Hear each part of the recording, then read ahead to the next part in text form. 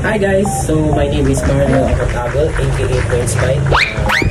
I just want to say to you na sisimula pa lang ako mag-vlog.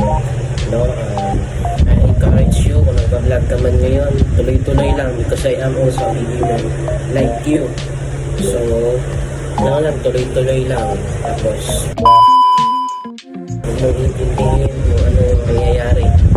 Ante, nagsisimula ko. No? So, mahirap din talaga sa vlogging yung content. Pero, nag-content ka lang naman din, kailangan mga content na magaganda. Hindi yung ginagayang yung ibang content creator. Kaya nga siya na tinatawag ng content creator para pag sarili kang gumawa ng video mo, mag-content ka ng sarili mo. No? So, yan ang pinaka-purpose talaga. And, kailangan mo talaga ng authenticity pagdating sa mga vlogs mo at sa content mo. Kasi kailangan yon para authentic ka sa sarili mo. No? So, that's the reason kung bakit kailangan mo maging vlog. Kasi ang vlogging kasi, sa ngayon na generation, once gumawa ka ng mga videos, upload mo sa YouTube, it doesn't mean pagdating ka na ng mga videos is kikita ka na sa pag-vlogging. Ang ginagawa kasi ng YouTube, binibigyan tayo ng mga requirements ng 1,000 subscriber at the same time 4,000 watch hours. So need mo yung i-qualify para ma-monetize ka, and then after doon sahod.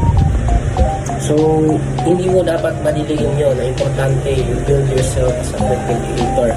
Hindi lang nagtatapos sa 1,000 subscriber, diba? Kasi lahat naman siguro nagsisimula sa 1 million, nagsisimula din sila sa 1 subscriber. So ngayon, I encourage you to make vlog every day, upload in YouTube, Facebook, kasi naman nagsiselfone ka lang naman, may Facebook ka, hindi ka naman kumikita dyan. Why not gawin mo ang mga social media platform to earn money? No, walang mali. Importante, alam mo na din yung anong proseso na dadaanan mo. Rejection, may mga family, sa family mo na hindi ka sinusulat. Okay lang yan kasi ganyan naman talaga magsisimula.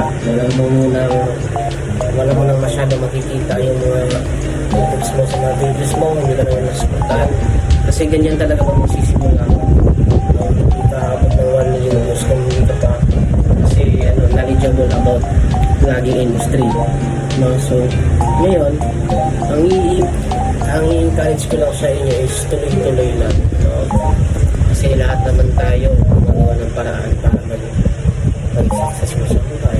Consistent lang, tapos huwag kang mainip, huwag kang magalit sa sarili mo, tapos do in your way. No?